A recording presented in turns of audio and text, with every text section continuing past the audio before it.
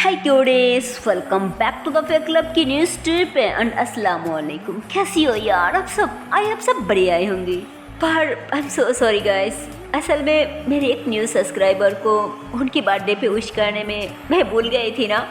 हाँ, थोड़ा लेट हो गया पर कोई ना, चलिए मैं अभी विश कर देती हूँ। हैप्पी बर्थडे रातुल यकीन। मैं दुआएं करती हूँ ताकि अभी की तरह आपके आने वाला कल भी बहुत बहुत अच्छा गुजरे और आप बहुत ज़्यादा आगे बढ़ पाए। और गाइस प्लीज़ अगर हो सके तो आप लोग भी रातुल यकीन को ज़रूर विश कर देना। तो फिर चलिए अभी हम स्टोरी पे चलती है। गाइस पिछले पार्ट में हम लोगों ने देखा था कि कंची टॉल की सबको अपने रूम के अंदर देख के तो मानो बहुत ही ज़्यादा गुस्से में आ जाती और गुस्से से सबको घूरने लग जाती और फिर कहती क्या क्या करी थी यहाँ पे सबकी सब। हाँ, तमाशा देख रही थी, अंदर कैसे घुसी। हाँ, जिस पे वह से एक आदमी दूसरी आदमी को कहती अरे हाँ हरिदास, अरे तू बता ना, ये बात तो सच है ना, अरे हम अंदर कैसे घुसी। तो फिर उस हरिदास ने कह दी अरे मुझे कैसे पता होगा कि हम लोग अंदर कैसे घुसे, मुझे कुछ नहीं पता, हो सके हम गलती से घुस गई है ना। तो हरिदास ने ऐसे बोल के ना अपनी बीवी की तरफ पॉइंट करती। तो फिर उनकी बीवी ने कहती अरे छी, एक दरोगा होके एक पुलिस होके तुम झूठ बोल रही हो। हाँ, हमने से कोई भी यहाँ पे गलती शलती से नहीं आया, सबकी सब अपनी मर्जी से आया, जानबूझ के आया। तो उन्होंने ऐसे बोल के ना कहती अरे कंची तुम गलत सोच रही हो, हम तो बस इस लड़की के बारे में जानने आई थी और कुछ नहीं, सच में। तो फिर कंची गुस्से से अपने हाथ में खाने की प्लेट लेके कहती क्या क्या सुनोगी इसके बारे में। हाँ, और सुन के भी तुम लोग क्या करोगी, कुछ कर पाओगे, उसकी कोई भी हेल्प कर पाओगी। इस लड़की कहाँ से आई है, इसके माँ बाप कौन है, इसके घर कहाँ है, ये लड़की कहाँ रहती है, बोलो क्या तुम लोग ढूंढ पाओगी, इसे इसकी घर तक छोड़ पाओगी। नहीं ना, तो क्यों इसके बारे में इतनी जानना चाहती हो। हाँ, क्यों चुप चुप के ऐसे सब की सब एकजुट होके उन लोगों की बातें सुनना चाहती हो। हाँ बताओ, एक अनाथ असहाय असहाय लड़की मेरे पास आई है हेल्प के लिए, रहने के लिए, आश्रय मांगने के लिए, और तुम लोग सब की सब मिलके उसे सहायता की बजाय, उसे हेल्प की बजाय उसे लेके सब की सब मिलके ऐसे पीएमपीसी कर रही हो, उसे लेके उल्टा सीधा बातें कर रही हो।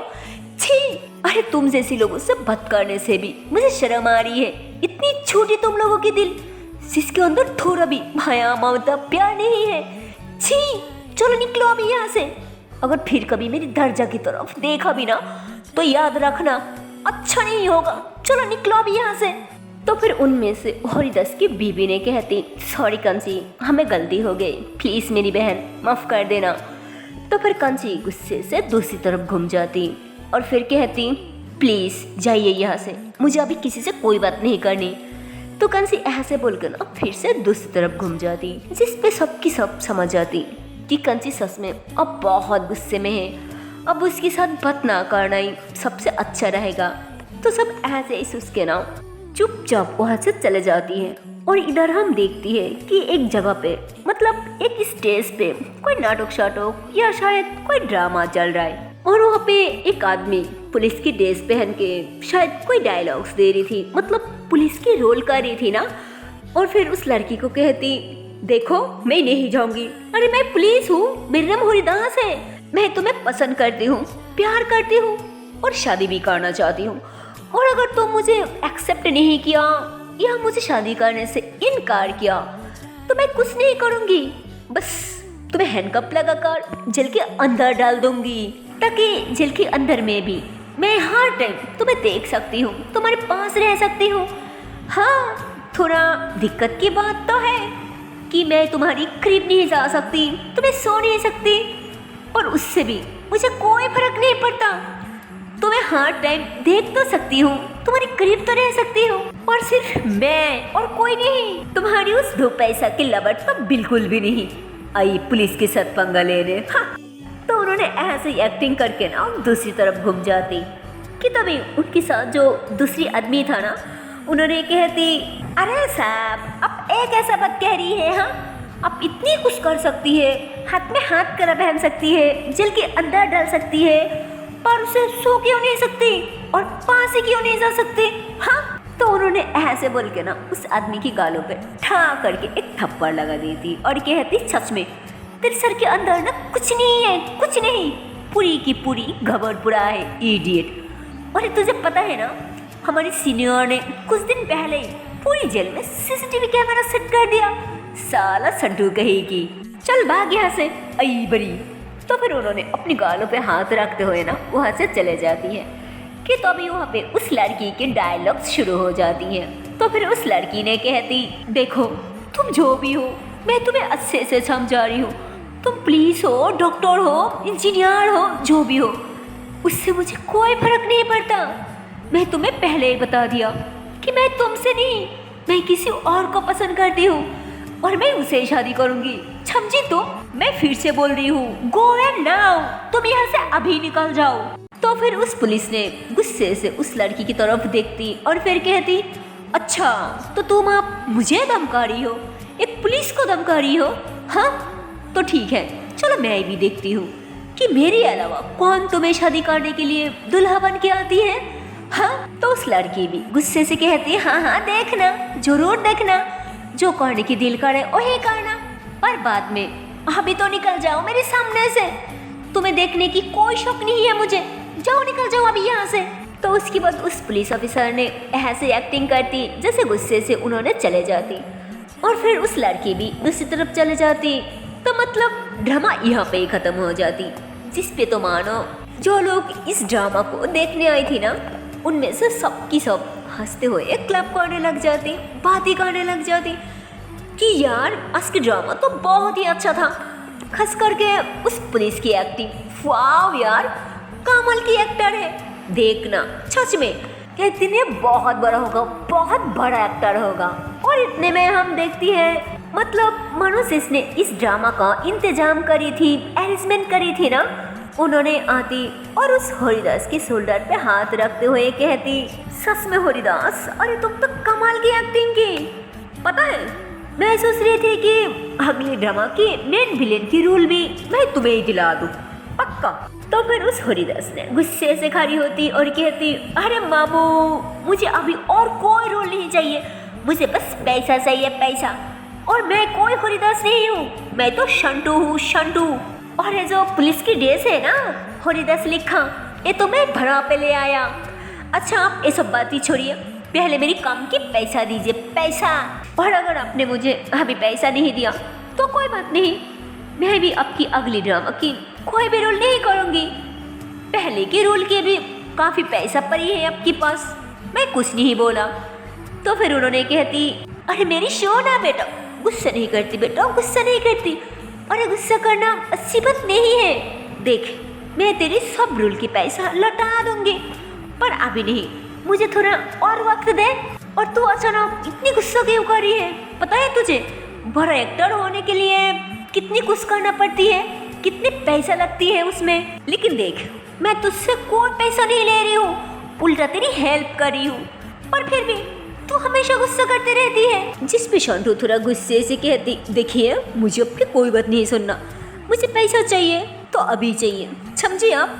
तो फिर उन्होंने हंसते हुए कहती, हाँ हाँ पता है कि तुझे पैसा क्यों चाहिए और तू पैसा क्या करेगी, वही दारू पे लगाएगी, है ना? पता है मुझे, रुक मैं ही देती हूँ। तो उन्होंने ऐसे बोल के ना, मतलब उन्होंने पैसा नहीं निकलती, उन्होंने क्या निकलती, ये बात सुन के तो मानो आप लोग शॉक्ड हो जाओगे यार।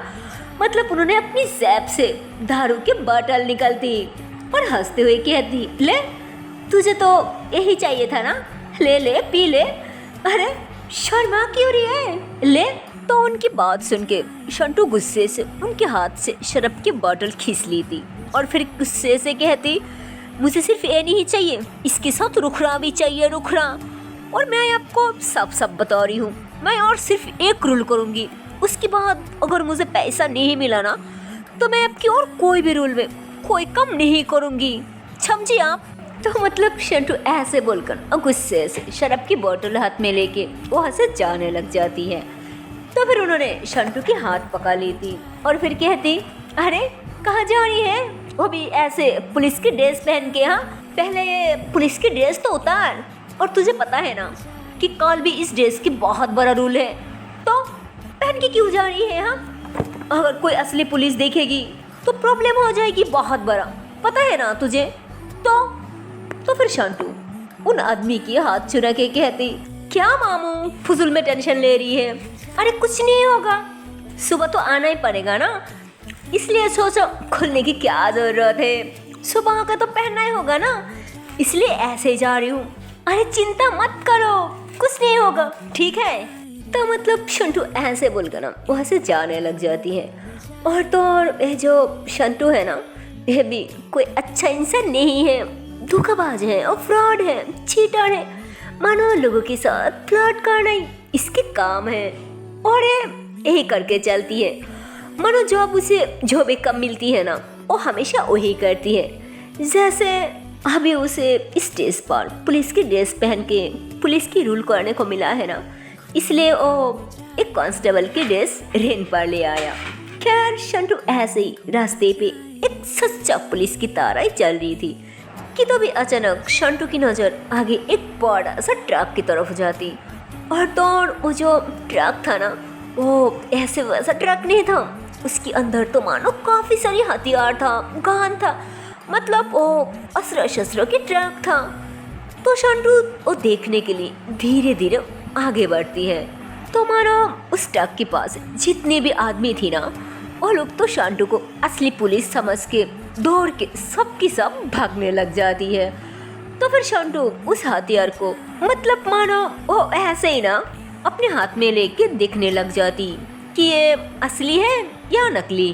कि तभी अचानक वहाँ पे एक असली पुलिस की घड़ी आके रुक जाती, मतलब असली पुलिस ने उधर ही राउंड दे रही थी ना, इसलिए। तो अचानक वो लोग जैसे शंटू को और इतना बड़ा एक ट्रक देखती है ना, इसलिए उन्होंने शायद वहीं पे गाड़ी रुक दी थी है। तो उस गाड़ी वहाँ पे रुकने के बाद उस गाड़ी से एक बड़ा ऑफिसर निकलती और शंटू के आगे आके खड़ी होती। तो भाई क्या बोलूं कि शंटू की हालत ही क्या है, और तो मानो अंदर ही अंदर कपने लग जाती कि हे ऊपर वाला, पता नहीं अब क्या होगा, अभी ना मेरी टिकट कट जाए, अगर इन लोगों को थोड़ा भी पता चले ना कि मैं कोई असली पुलिस नहीं हूँ, तो साला मैं तो गई, वो भी हमेशा के लिए। यार अब क्या करूँ, शिट, क्या जरूरत थी इस ड्रेस पहन के बाहर आने की यार। तो मतलब शंटू ऐसे ना डर के मारे काफ़ी कुछ सोचने लग जाती, घबराने लग जाती कि यार पता नहीं अब मेरे साथ क्या ही होगा।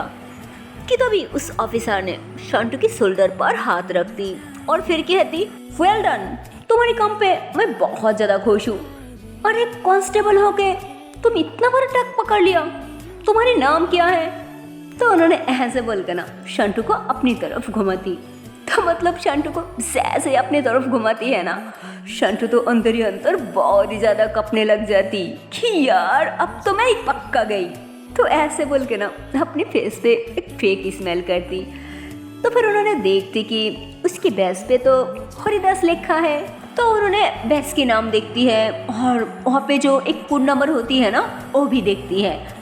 तो सब कुछ देखने के बाद उन्होंने साथ साथ हेडक्वार्टर मतलब मेन जो ऑफिस होती है ना वहाँ पे कॉल करके सब कुछ बता देती है, और ये भी बता दी थी कि मैं कमिश्नर कह रही हूँ, ये जो हरिदास है ना कांस्टेबल 8921, वो अभी से कोई कांस्टेबल नहीं रहा, उसे प्रमोशन मिल गई, अभी से वो सब इंस्पेक्टर, ठीक है। तो उन्होंने ऐसे बोल के अपने साथ जो ड्राइवर या लोग थे ना उन लोगों को ऑर्डर दे दी थी कि तुम लोग इस ट्रक को यहाँ से ले जाओ। तो उन्होंने ऐसे बोलकर ना उन्होंने भी वहाँ से चले जाती। और इधर हम देखती हैं कि खाना ख़त्म होने के बाद कंची मधु को कहती, लो अब खाना ख़त्म हो गया ना, जाओ अब सो जाओ और मैं थोड़ा फ्रेश होके आती हूँ। तो कंची ऐसे बोलकर ना फ्रेश होने के लिए टॉवल लेके वॉशरूम घुस जाती। और इधर मधु वो तो काफ़ी देर तक सोचने लग जाती, कंची की वेट करने लग जाती कि यार अब मैं कहाँ सोऊं, अगर मैं बेड पे सो जाऊं तो वो कहाँ सोएगी। तब मधु ऐसे ही ना काफ़ी देर तक सोचने लग जाती क्योंकि उसके दिमाग में कुछ नहीं आ रहा था कि अब मैं कहाँ सो या वो कहाँ सोएगी। और इतने में कंची भी फ्रेश होकर बाहर आती है ना, ऐसे टॉवल से हाथ मुँह साफ करते हुए। तो कंसी टॉवल साइड पे रखते हुए कहती, अरे क्या हुआ, सो क्यों नहीं रहे, कुछ हुआ है क्या, सो जाओ, बहुत रात हो गया। तो मधु धीरे से कहती, मैं कहाँ सो। तो फिर कंसी मुस्कुराते हुए कहती, अरे क्या मतलब कहाँ सो, कल रात में जहाँ सोई थी वहीं सो जाओ। तो मधु कहती, अगर मैं बेड पे सो जाऊँ तो अब कहाँ सोगी। तो फिर कंची कहती, उसकी टेंशन तुम मत लो, मैं इधर ही नीचे कहीं सो जाऊंगी, कोई बात नहीं, तुम सो जाओ। तो फिर मधु वो बेड से उतर के नीचे आ जाती और फिर कहती, नहीं आपकी रूम है, आपकी बेड है, तो आप क्यों नीचे सोगे, आप ऊपर चले जाइए, मैं नीचे सो रही हूँ। तो फिर कंची मधु की हाथ पकड़ लेती और फिर कहती, अरे क्या हो गया तुम्हें, तुम ठीक तो हो ना, कल तो बिना बात की ऐसे सो गई थी। तो फिर बस क्या हो गया, हाँ। तो फिर मधु ऐसे ही थोड़ा शर्माते हुए कहती, सॉरी, ओ असल में मेरी सांड बहुत दुख रहा था ना, तो पता नहीं अचानक कैसे मेरी आँख लग गया, उसके लिए I am so sorry, please. पर क्या हो गया, कल ही बोला तो आज बोल रही हो ना, प्लीज़ आप ऊपर चले जाइए, मैं नीचे सो जाऊंगी। तो फिर कंची कहती, क्या पागल, नहीं, अगर तुम नीचे सोगी ना तो पता है क्या होगा, तुम्हारी पूरी बॉडी पे पेन होगा, पागल, जाओ ऊपर जाके सो जाओ। और वैसे भी मुझे कहीं पे सो जाने की आदत है, मुझे कोई पेन नहीं होगा, लेकिन पता नहीं तुम्हें कहाँ सोने की आदत है, कहीं मेरी तरह ऐसे ज़मीन पे या फिर राजकुमारी की तरह ऐसी रूम के अंदर पलंग पे। तो मतलब कंसी ऐसे ही उसके साथ जब बात कर रही थी ना, तो मधु तो मानो बस उसे पागल की तरह दिखी जा रही थी कि कंसी उसके साथ कितनी प्यार से, कितनी अच्छे से बात कर रही है, और कंसी बात करने के वक्त भी कितनी अच्छी लग रही थी, कितनी प्यारी लग रही थी। तो कंसी अचानक देखती कि मधु तो बस उसे ही घूर रही है। तो फिर कंसी कहती, क्या क्या हुआ, क्या देख रही है, हाँ। तो फिर मधु वो अचानक बोल दी थी कि सच में अब बहुत सुंदर हो और अच्छी भी। तो ये बात तो कंसी सुन लेती, पर फिर भी कहती, क्या क्या बोला, तुमने कुछ बोला है क्या। तो मधु तो घबरा जाती और कहती, नहीं बिल्कुल नहीं, अरे मैंने तो कुछ नहीं बोला। तो कंची कहती, ओह सॉरी, असल में मुझे लगा तुमने कुछ बोला, चलो ठीक है, जाओ सो जाओ, मुझे भी सुबह काम पे जाना होगा ना। तो फिर मधु भी कहती, हाँ मैं भी तो इसलिए बोल रही हूँ कि ऊपर आके आराम से सो जाना, अगर नीचे सोओगी तो तबीयत खराब भी हो सकती है ना, तो फिर क्या करोगे, हाँ प्लीज़ अब ऊपर सो जाना, हाँ। तो फिर कंची कहती, अरे पर कैसे, अगर मैं ऊपर सो जाऊँ तो फिर तुम कहाँ सोओगे, हाँ। तो फिर मधु कहती, अरे कोई ना, चलो एक काम करती है, आप उधर घूम के सो जाना और मैं इधर, हो गया, और मिड में यह बिल लो, ठीक है। तो फिर कंची कहती, आर यू श्योर कि मैं तुम्हारे साथ सो जाऊँ और मुझे कुछ नहीं होगा, हाँ।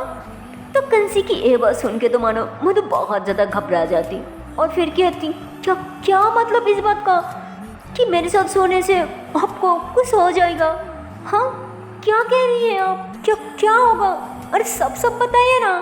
तो फिर कंची दिल में कहती, यार पता है कल रात ने मेरे साथ क्या किया, मुझे और कोई शौक नहीं है आपके साथ एक बेड पे सोने की, अरे उससे तो अच्छा कि मैं नीचे ही सो जाऊँ, हाँ।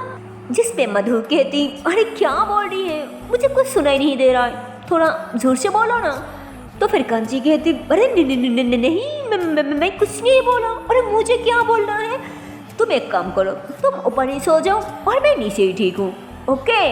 तो उसके बाद मधु बच्ची की तरह फेस बना के कहती, प्लीज़ ना, क्यों मेरी बात नहीं मान रही है, एक बार तो मान जाइए ना प्लीज़, और सच में मैं आपको नहीं गिराऊंगी, पक्का, प्लीज़ मान जाइए। तो फिर कंची उसकी बात सुन के कहती, यार ये पागल लड़की क्या बोल रही है, कल मुझे गिरा दिया और आज बोल रही है कि नहीं गिराऊंगी, सच में ये लड़की पूरी की पूरी पागल है। तो कंसी ऐसे बोल के कहती, एक मिनट, उसे कैसे पता कि मैं गिर गई थी, नहीं यार, शायद मैं गिरने से डरती हूँ इसलिए मुझे ऐसा लग रहा है, और उसे कैसे पता चलेगी वो तो तब गहरी नींद में थी ना। तो कंसी ऐसे सोच रही थी कि तभी मधु कहती, देखिए असल में बात यह है कि जब मुझे याद होती है ना कि कोई मेरे पास है, कोई मेरे साथ सो रही है, तो मैं थोड़ा ध्यान से रहती हूँ कि कोई मेरे पास है, ताकि उसे कुछ ना हो और वो गिर ना जाए। और जब मुझे कुछ नहीं पता होती है ना कि मेरे साथ कोई है या नहीं है, तब तो वो पक्का नीचे गिरने वाली है। तो फिर कांची दिल में कहती, अच्छा तो बात ये था, मतलब मैडम जी को नहीं पता था कि मैं भी बेड पे सोया था, इसलिए मुझे लात मार के गिरा दिया। यार ये किस तरह की प्रॉब्लम है इस लड़के की, ये पागल है क्या? तो फिर मधु कहती, क्या आप फिर से कुछ बोला क्या? तो फिर कांसी फेक स्मेल करती और कहती, नहीं कुछ नहीं बोला, अरे कुछ भी नहीं बोला, ये तो मेरी असासा नसीब में लिखा था ना, इसलिए सिर्फ और सिर्फ ये मेरी शादी हो रहा है ना? तो सोचो कितनी अच्छी नसीब है मेरा। तो फिर मधु भी कहती, हाँ मुझे भी पता है कि अच्छी लोगों की साथ हमेशा अच्छी होती है। तो मतलब कंची मधु की बातें सुन के ऐसे ही ना मतलब स्मेल करने लग जाती और कहती, हाँ बिल्कुल सही कहा, बिल्कुल सही, ओके ठीक है, अब जाके सो जाओ ठीक है, और पक्का ना कि मुझे फिर से नहीं गिराओगी? तो फिर मधु कहती, क्या क्या मतलब कि फिर से नहीं गिराओगी? पहले भी मैं आपको गिराई थी क्या? तो फिर कांची कहती, अरे नहीं नहीं ऐसी कोई बात नहीं, वो तो बस ऐसे ही मेरे मुंह से निकल गया ना। चलो ठीक है, तुम उधर जाके सो और मैं इधर सो रही हूँ, ठीक है? तो कंसी ऐसे बोल के ना एक साइड पे सो जाती हैं और मधु उस साइड पे, पर फिर भी मिड में एक बिल्लू रख देती है। और मतलब ये लोग सोने की काफ़ी देर बाद, मानो 2 या 3 घंटे गुजरने के बाद, मतलब रात के 4 बज रही होगी, और तभी कंसी के मुंह से ना मतलब ऐसे ही ठंड की मारे कप कपाने की आवाज़ आ रही थी। तो अचानक मधु की नींद टूट जाती, तो कहती, आह ये आवाज़ कहाँ से आ रही है? तो मधु ऐसे बोलकर ना बेड से नीचे उतर आती, तो नीचे आके देखती कि कंची नींद में बहुत ही ज़्यादा काँप रही थी ना ऐसे ठंड की मारे, क्योंकि हमें पता है ना कि सुबह के टाइम पे ठंडा थोड़ा ज़्यादा पड़ती है, ठंडा थोड़ा ज़्यादा ही लग जाती है। तो उसे भी मानो बहुत ठंड लग रहा था ना, और ठंड के मारे वो ऐसे ही काँप रही थी ना बहुत ज़्यादा। तो फिर मधु कहती, कैसा लड़की है यार, इतनी ठंड लग रही है पर फिर भी कोई भी ब्लैंकेट नहीं लिया, पर क्यों यार, अब मैं क्या करूं? तो मधु ऐसे बोल के ना इधर उधर दिखने लग जाती, पर उसे दूसरी कोई ब्लैंकेट नहीं दिखाई देता। और ऐसे भी दूसरी ब्लैंकेट कहाँ से दिखाई देती? अगर रूम में होती तब न दिखाई देती, उसके पास सिर्फ एक ही ब्लैंकेट होती है और वो मधु के पास था। तो फिर मधु गुस्से से कहती, क्या यार दूसरी ब्लैंकेट लड़की क्यों नहीं रखा? हाँ लगता है ये लड़की सच में पागल है यार, अब मैं क्या करूं? तो मधु ऐसे बोल के ना कहती, यार इसकी क्या गलती है? गलती तो सारी मेरी है ना, उसे क्या पता था कि अचानक मैं उसकी लाइफ में आ जाऊंगी? हाँ। तो मधु ऐसे बोल के ना एकदम से चुप हो जाती और फिर कहती, यार शिट, ये मैं क्या कह रही हूँ, मैं क्यों उसकी लाइफ में आऊंगी? मैं भी ना कुछ भी सोचती हूँ, लगता है सच में मैं दिन दिन पागल हो रही हूँ। चलो कोई ना, एक काम करती हूँ, ये ब्लैंकेट उसे दे देती हूँ। तो मधु ऐसे बोलकर ना उसके ब्लैंकेट को कंची के ऊपर ओढ़ देती है और वो फिर से ऐसे ही सो जाती है ना, मतलब बिना ब्लैंकेट में। और जो उसे भी बहुत ज़्यादा ठंड लग रही थी ना, तो वो क्या करती, वो नींद में ही बीच में जो बिल्लो था ना वो हटा के कंची की ब्लैंकेट के अंदर घुस जाती और फिर उसे हक करके सो जाती है ना ऐसे ही नींद में। और मतलब मधु को तो मानो कुछ पता ही नहीं था ना क्यों नींद की मारे और इतनी ठंड में वो किसको हक करके सो रही है, वो भी इतनी आराम से। और जब सुबह हो जाती है ना, मतलब 7 या 8 बज रही होगी, तब हम देखती हैं कि इधर कंची के टॉल में, यह जो रात में कंची के रूम में आई थी ना ओ हरिदास, और रात में जो ड्रामा करने वाला था ना शंटू, वो जिस कांस्टेबल की ड्रेस पहना था ना, वो इसी टॉल की, इसी हरिदास कांस्टेबल की ड्रेस था। तो हम देखते हैं कि इस हरिदास कांस्टेबल की जो बीवी होती है ना, उन्होंने अपनी पति को ज़्यादा इज्जत नहीं देती, क्योंकि उन्होंने कई ऑफिसर की बेटी होती है और अपने पतिदेव वो तो सिर्फ और सिर्फ एक कांस्टेबल था। इसलिए उन्होंने बात बात पे अपने पति को ताना मारती है, बेइज्जत करती है। मतलब खाते वक्त भी जैसे अभी सुबह सुबह किया हुआ था, मानो दोनों मिलकर साथ में ब्रेकफास्ट कर रही थी ना, मतलब ऑमलेट और सब्जियों के साथ। लेकिन ये अपने पति के लिए नहीं थी, ये तो सिर्फ अपने लिए थी। और अपने पति की प्लेट में वो तो रोटी के साथ सिर्फ सब्जी थी। तो मतलब उनकी बेबी की प्लेट में जो ऑमलेट थी ना, उन्होंने उसकी तरफ बार बार देख रही थी, क्योंकि उनकी भी दिल कर रहा था ना खाने की। इसलिए उन्होंने धीरे से कहती, क्या तुम अकेले खाओगी ऑमलेट? थोड़ा मुझे भी दो, मैं भी थोड़ा खाऊंगी। तो फिर उनकी बेबी ने गुस्से से कहती, देखो मेरी खाने की तरफ नजर मत देना, और मैं एक ऑफिसर की बेटी हूँ और मुझे ये सब खाने की आदत है। और तुम तो सिर्फ एक कांस्टेबल हो, तुम ये सब कैसे खाओगी? और तुम्हें तो सब्जी खाने की आदत है ना, तो ये ऑमलेट सिर्फ मेरे लिए, और तुम्हें जो सब्जी दिया ना तुम वही खाना। और अगर ज़्यादा कुछ बोला ना तो ये जो सब्जी है ना, ये भी नसीब नहीं होगा, समझे? खा लो चुपचाप। हाँ, कितनी शौक है, अई बड़ी ऑमलेट खाएगी। इतनी दिन हो गया पर एक भी प्रमोशन नहीं हुआ, कांस्टेबल थी अभी भी कांस्टेबल ही है। हाँ, जल्दी करो, ऑफिस के टाइम हो रहा है ना। तो मतलब दोनों साथ में ऐसे ही खा रही थी और साथ साथ लड़ाई भी कर रही थी।